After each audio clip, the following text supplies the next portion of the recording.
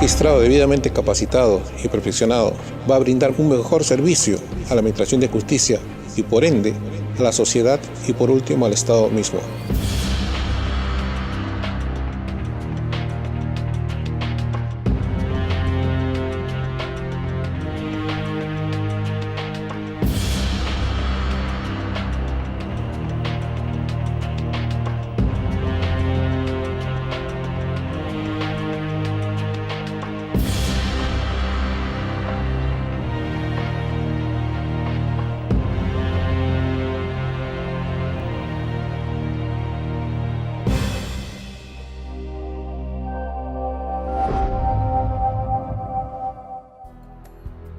Positivismo jurídico-metodológico ya lo presenté.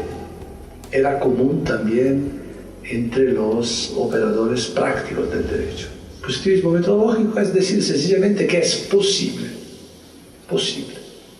identificar el derecho sin hacer referencia a pautas o criterios morales. Yo puedo saber que algo es derecho, aun si es injusto, aun si es tremendamente injusto. Pero yo tengo un criterio que es un criterio no comprometido moralmente para detectar lo que es derecho. Y entonces yo puedo distinguir fácilmente entre la descripción del derecho y la crítica del derecho, la valoración del derecho, los tentativos de reforma del derecho. Bueno, esta tesis del positivismo metodológico tiene dos corolarios, por así llamarlo. La así llamada tesis de la fuente social del derecho, también de esta ya dije algo. La idea de las fuentes sociales del derecho es que el derecho tiene fuentes sociales, es decir, es un producto de la sociedad, es un producto de los hombres, es un producto artificial, no es natural, es artificial en su contenido. Y la segunda es la idea, también le dije algo antes, de la separación entre derecho y moral. Mejor dicho, la tesis expresa de forma negativa la tesis de la no conexión necesaria entre derecho y moral. Hay una brecha entre derecho y moral desde el punto de vista, subrayo, conceptual. Es decir, para la definición del derecho no hace falta recurrir a pautas morales. No quiere decir que en la realidad, empíricamente, no haya conexiones entre derecho y moral. Positivismo jurídico teórico es la aplicación de esta metodología para construir una representación del derecho que es exactamente la que le presenté antes. El Estado de Derecho, el modelo de Estado de Derecho. Es decir, un sistema normativo caracterizado por unidad, coherencia, completitud, determinados otros rasgos. Bueno, los teóricos positivistas describían en sus libros, en sus manuales, al derecho de esta forma. Y positivismo ideológico, podemos decir sencillamente que el positivismo ideológico es la idea que al derecho se debe obediencia, con independencia de su contenido, cualquier sea el contenido del derecho. Pasamos al neoconstitucionalismo y lo vemos en las tres diferentes variantes. La primera, el neoconstitucionalismo metodológico. Es la negación de la tesis de la posibilidad de conocer el derecho como es y distinguirlo. En particular, es la idea de la conexión necesaria entre derecho y moral. Conexión necesaria, ¿qué quiere decir? Bueno, aquí también hay dos variantes, como ven, yo le he llamado conexión identificativa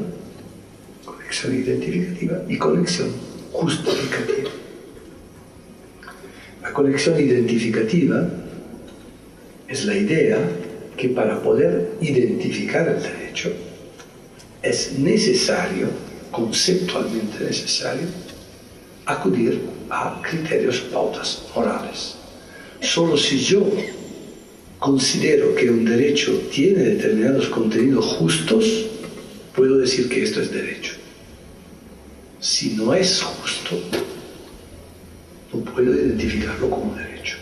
Entonces, para la identificación misma del derecho, yo necesito un criterio de justicia, un criterio moral. Conexión justificativa entre derecho y moral es la idea que cualquier justificación en el marco jurídico, tomamos el ejemplo más conocido de justificación en el marco jurídico, la motivación de una sentencia, es un conjunto de razones a favor de una conclusión, de una decisión. Bueno, cualquier justificación en el marco jurídico, también la motivación de una sentencia, tiene que estar justificada en último análisis, no directamente, pero en última instancia, por principios morales. Por el medio de ¿qué? De los principios constitucionales.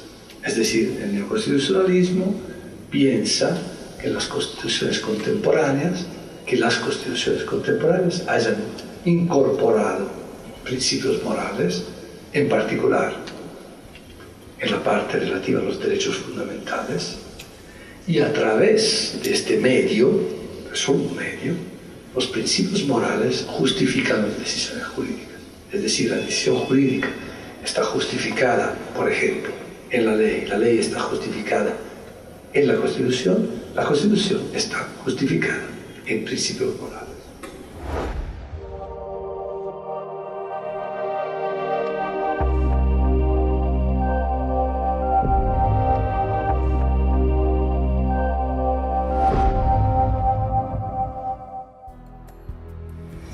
El neoconstitucionalismo teórico es una teoría que describe el modelo de Estado constitucional de derecho, que describe la realidad jurídica contemporánea. También, aquí lo podemos entender de dos maneras diferentes.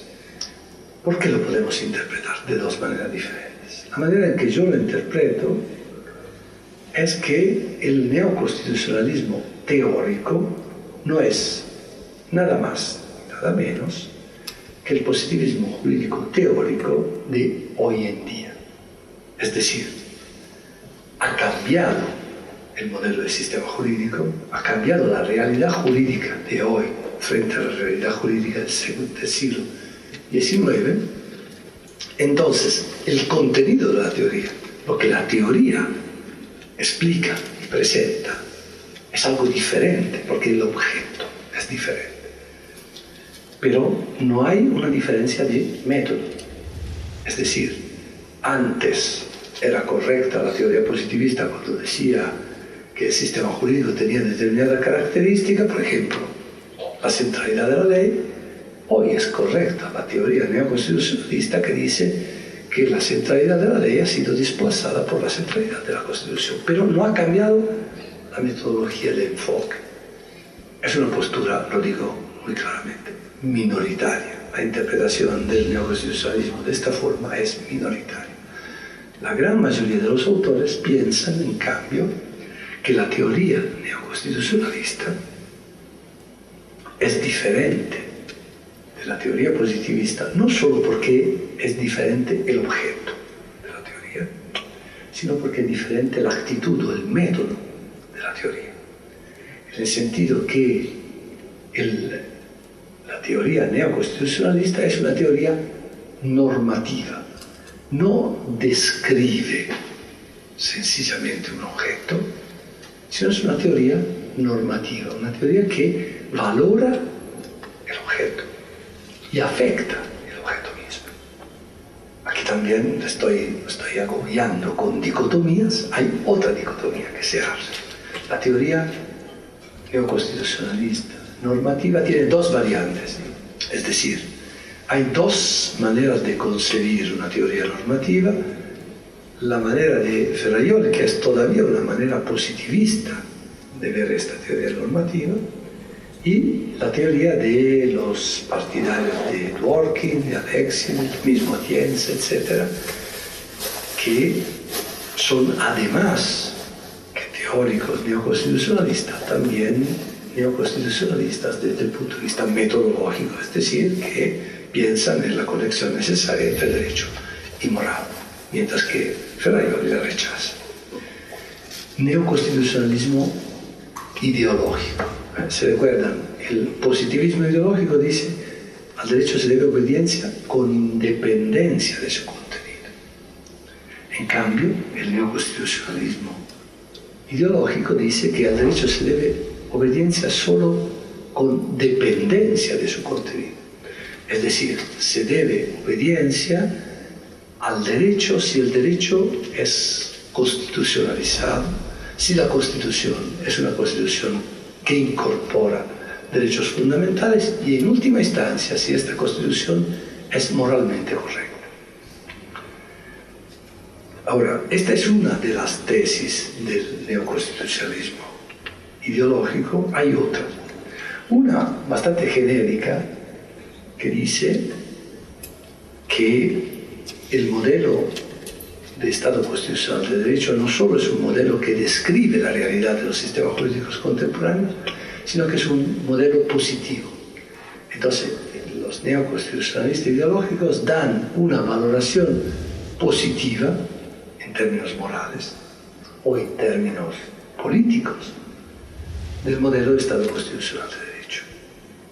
Y la tercera tesis que se puede ascribir al neoconstitucionalismo ideológico es la idea expresada por Dworkin de la así llamada lectura moral de la Constitución. Es decir, que la Constitución tiene que ser leída, interpretada, a la luz de la mejor moralidad política disponible en un país en un momento dado. Y la idea que sigue de esta, que hay una única respuesta correcta a todas las cuestiones jurídicas, y que esta única respuesta correcta depende de la aplicación de los principios constitucionales que son en sí mismos principios morales, a través de una técnica de aplicación del derecho que no sería la técnica habitual de los positivistas, es decir, la subsunción, la derivación lógica de la conclusión de las premisas legislativas, sino que sería la técnica de la ponderación, del balanceo entre principios que determinaría la solución correcta del caso.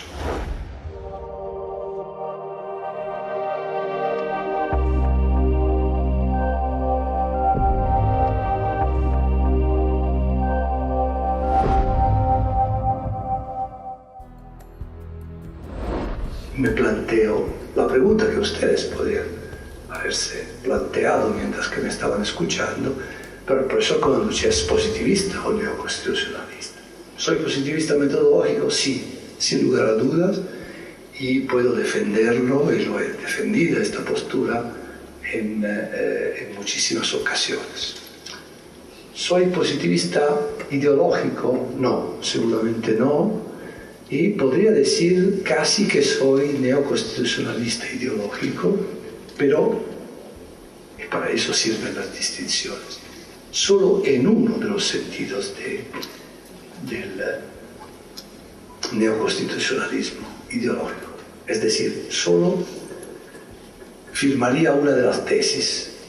Desde un punto de vista moral, desde mi punto de vista moral, yo creo que hay que darle apoyo al modelo de Estado constitucional de derecho.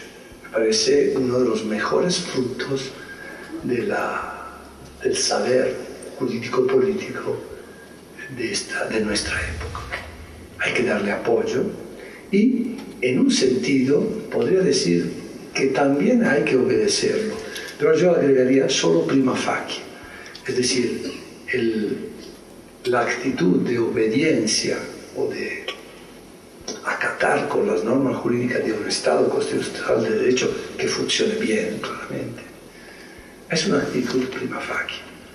Es decir, no hay que perder, y en esto obvio esto Bobbio lo subrayaba siempre, no hay que perder nunca la posibilidad de ponerse a mirar al derecho fuera del derecho mismo, desde un punto de vista externo al derecho, desde el punto de vista de la moral que nosotros condividimos, desde el punto de vista de nuestra conciencia, y decir si es correcto o no es correcto la obediencia al derecho en una situación determinada. Entonces, obediencia prima facie, es decir, que si no hay razones en contra muy fuertes a un Estado, a las leyes de un Estado constitucional de derecho, se le debe obediencia, aparte de los casos excepcionales de normas que exijan de nuestra conciencia la objeción.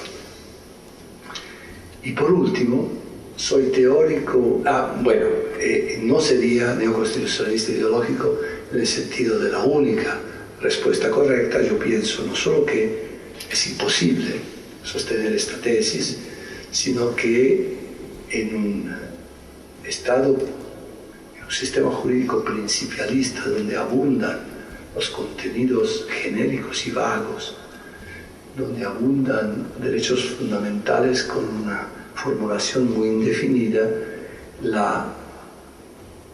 las respuestas admisibles en el marco jurídico se multiplican y no se reducen. No solo no hay una, no hay pocas, hay muchas respuestas que pueden ser correctas en el sentido que pueden ser argumentadas como correctas. Y claramente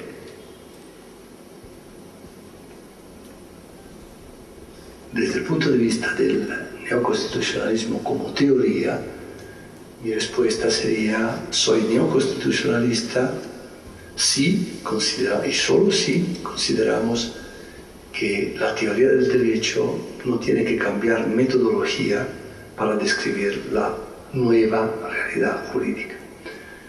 Mientras que no estaría dispuesto ni en la versión de los principialistas, ni en la versión de Ferraioli, en aceptar que hay que cambiar metodología para describir el sistema jurídico contemporáneo. Yo creo que para describir un sistema jurídico constitucionalizado, para dar cuenta de un sistema jurídico constitucionalizado, son suficientes las herramientas metodológicas que nos ha dejado en herencia el positivismo jurídico.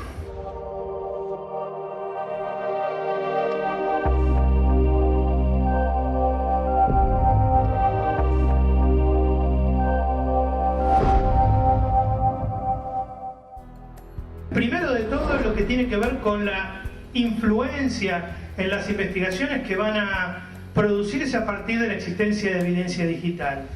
Los delitos no son solamente de carácter informático, cuando una ley dice que eso es un delito informático, sino que también tenemos delitos de tipo general, en los cuales se utiliza tecnología informática. Y por último, la tecnología informática o el uso de medios informáticos lisa y llanamente sirve para cualquier tipo de investigación. Esto tiene que ver con el hecho de que las personas cada vez tienen mayor acceso a la tecnología informática y por lo tanto hay mayor información de su actividad en sus computadoras, en sus teléfonos, en los GPS de sus vehículos, en cualquier tipo de dispositivo digital puede haber información sobre, por ejemplo, qué ocurrió en las últimas horas de una víctima de un asesinato. Ahora bien, acá hay un punto importante a tratar y por qué la evidencia digital se torna sumamente clave hoy en las investigaciones. En general, si hablamos de acceder a un lugar de los hechos, ya sea en un allanamiento o en algún procedimiento, ya no estamos en presencia de situaciones que fiscales y jueces pueden interpretar de manera sencilla o de manera evidente. Cuando un fiscal o un juez llega a la escena de un crimen, obviamente encontrará el cuerpo, encontrará elementos que le permiten iniciar su investigación sobre los cuales puede tomar contacto. En cambio, cuando estamos hablando de la escena de un delito informático, es llegar a un lugar y ver que está todo exactamente igual. ¿Qué pasa cuando se produce un delito, por ejemplo, accediendo de manera indebida a las bases de datos de un banco? y se produce un fraude. Esto no resulta palpable con las metodologías tradicionales. El fiscal llega al lugar y no sabe realmente dónde está la prueba. No se ve a simple vista. Entonces tenemos una situación novedosa que además requiere también de cuestiones de preservación y resguardo de la prueba que la hacen todavía más compleja. Ahora, la informática forense y el estudio de la evidencia digital es algo que viene desarrollándose cada vez con mayor impacto, y prueba de ello es la capacitación y concientización que está ocurriendo en todos los países de Latinoamérica principalmente. Pero es muy importante tener en cuenta que las características de la evidencia digital son muy diferentes de la evidencia tradicional, que puede ser palpable, que puede ser visualizable, y por lo tanto requiere de un estudio muy específico. Por otro lado, es un elemento muy importante el tener en cuenta una característica que en general vamos a ver con evidencia digital y con delitos informáticos, que es la transnacionalidad. Este tipo de delitos que se van a estar cometiendo con víctimas quizás en el suelo peruano, utilizando medios que están quizás en los Estados Unidos, y coordinado o manejado por una persona que puede estar en Australia. Estamos hablando de jurisdicciones totalmente diferentes. Hoy por hoy, utilizar servicios de correo electrónico en la nube, utilizar redes sociales, utilizar sistemas que están basados en computadoras y servidores que están en otros países, es algo que hacemos casi sin darnos cuenta. Cuando vamos a tener que enfrentar una investigación con evidencia digital, nos vamos a encontrar con la problemática de que la evidencia quizás está en otro país, y acceder a ella va a requerir de una serie de pasos legales, pero va a requerir de alguna manera la colaboración de nuevos actores que hoy indudablemente, si no los hacemos partícipes de este proceso de investigación, es altamente probable que la investigación, cuando involucra redes sociales, cuando involucra evidencia en la nube, termine siendo, digamos, negativa, que no podamos llegar hacia lo que estamos buscando. ¿Por qué? Porque muchas veces la información está en empresas del sector privado. Muchas veces anteriormente la justicia nunca quiso utilizar la colaboración del sector privado. También hay una dificultad aquí, que es la cuestión regulatoria. Cómo los gobiernos establecen a partir de las leyes que se sancionan el acceso a determinadas tecnologías, pero tampoco podemos pretender que el gobierno saque una ley prohibiendo el uso de Facebook, ¿no? Porque imagínense lo que podría llegar a pasar. Porque la gente hoy por hoy reclama este tipo de servicios. Esto quiere decir que indudablemente vamos a necesitar la colaboración de servicios como Facebook, Yahoo, Hotmail, Gmail, y cada vez son más. En algunos casos se va a requerir indudablemente la colaboración de otros actores extraños al ámbito legal, al ámbito judicial.